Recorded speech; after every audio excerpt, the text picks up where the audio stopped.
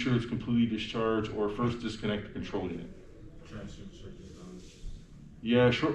You know, you ever see a linesman connecting lines together in a high voltage system? Yeah. It makes that noise. That's pretty much what it'll probably sound like if you short the high voltage battery. But one of the first safety steps, and we'll probably go over it in a few slides, is disconnecting the safety switch that shuts down the whole high voltage system.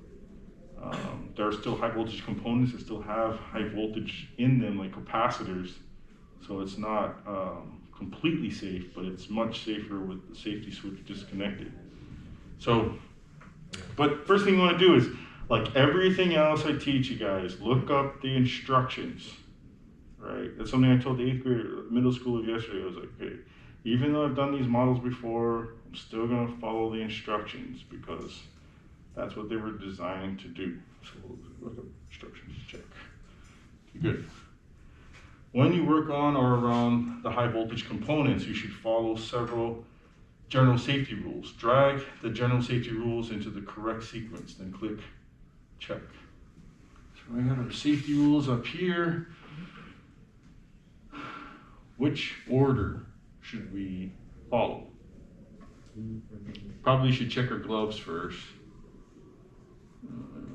So maybe check hybrid tools. What do you guys think? Okay, number 1. Maybe we do turn high voltage battery disconnect off, or key from the ignition. Okay. Turn the high voltage disconnect switch off. Oh, right. Gloves first.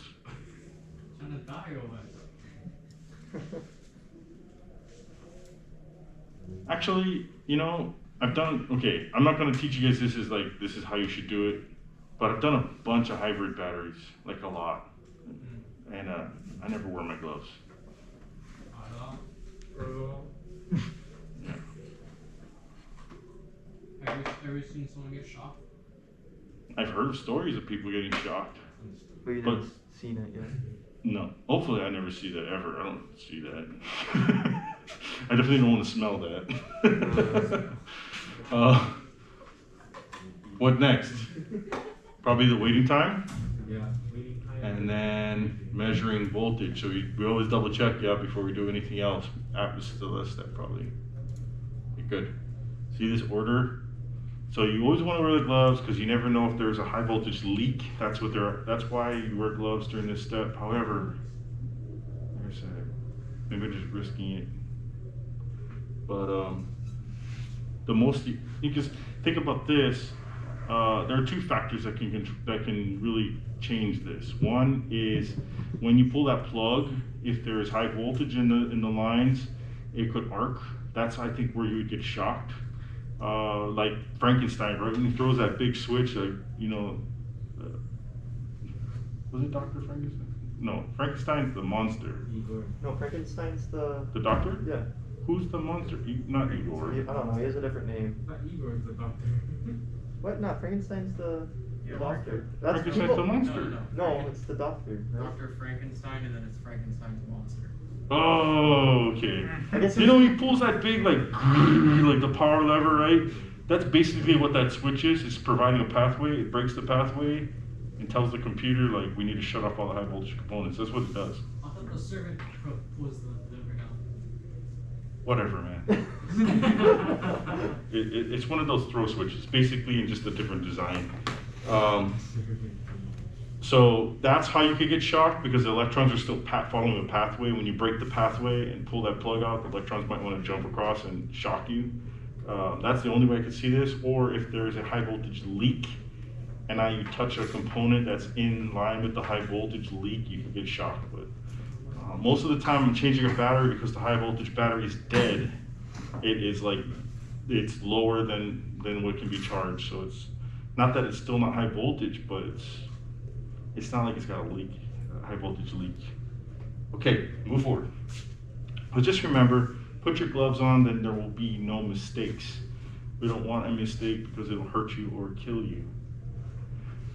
Okay, what will you do to check your tools for a safe and reliable operation?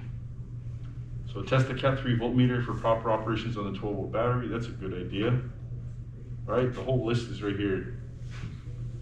Inflate the high voltage gloves by rolling it up tightly from one end to check for cracks. So actually roll it up, flip it, and look to see that there's no air leaking out. That's how you do it. Test the Cat 3 voltmeter for proper operation on the high voltage battery. False. And inflate high voltage gloves with shop air to check for cracks. False. Too much pressure. Okay. 10:52.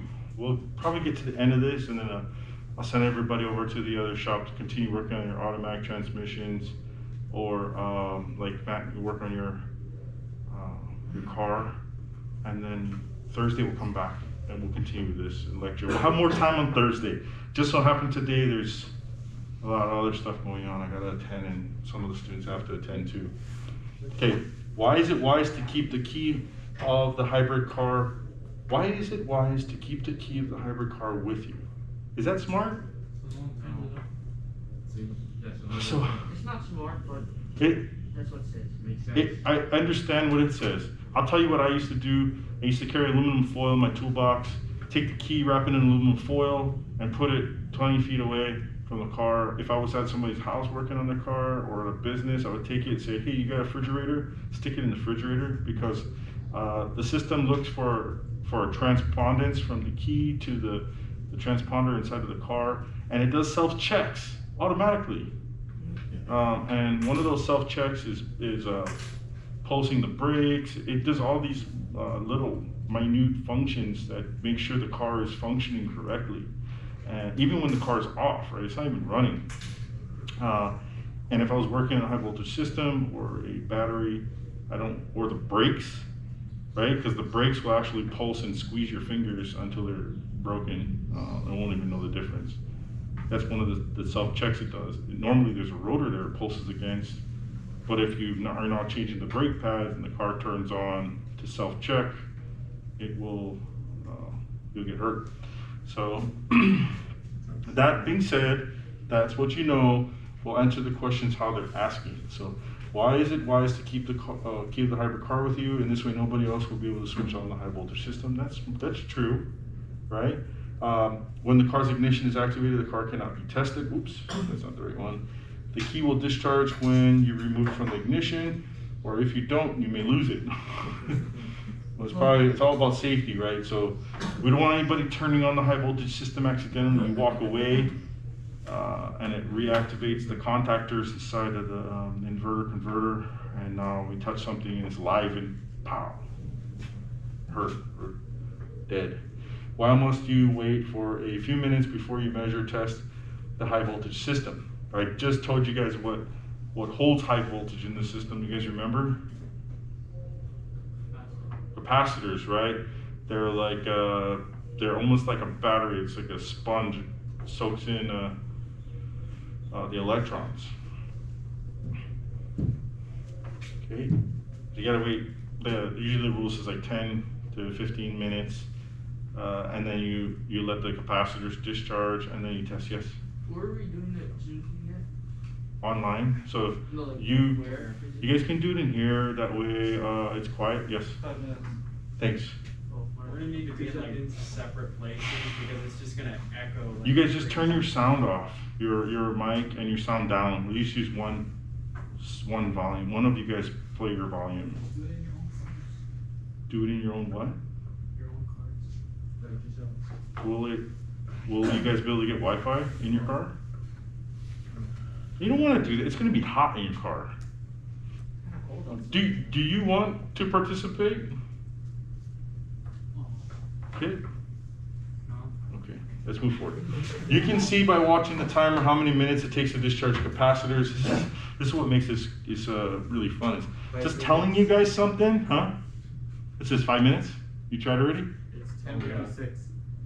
10:56. Yeah, I know the time. No, that is 5 minutes. This is 5 minutes? Yeah. I gotta set it to 600 volts. Cat 3 volts. You don't even need I just punched in the time. She said 5 minutes. Yeah.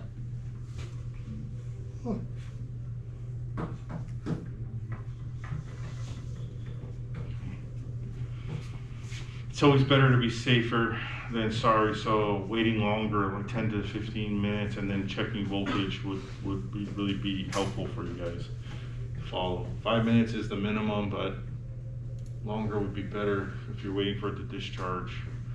Okay, now finish this lesson. Okay, good. So we finished this section.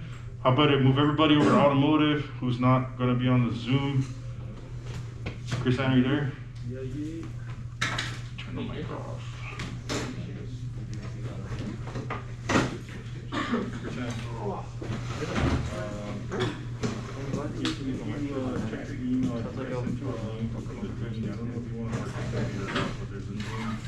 At 11 o'clock, I'm gonna have, I think Devin and Jordan and Ray are gonna participate. Like, on the road now, they're like something stopping, I guess, right? Like, it's like in the shop. Semi trucks are pretty scary too. Oh, yeah. Just discharge The color's better. 24 electrons. All of them? Yeah. Yeah. I think the password. Oh man, but that isn't compared to a. I mean, there was like 4 or 12 Oh, really? like put together. Oh, that is kind of spooky. If not, And I was Sparky and I was Martino with the wrench. maybe continue. I mean, My friend, my guy was working with like, Matt, stop! Don't do it! I mean, that kind of, yeah, that kind of damage, I mean. he saw my wrench just parking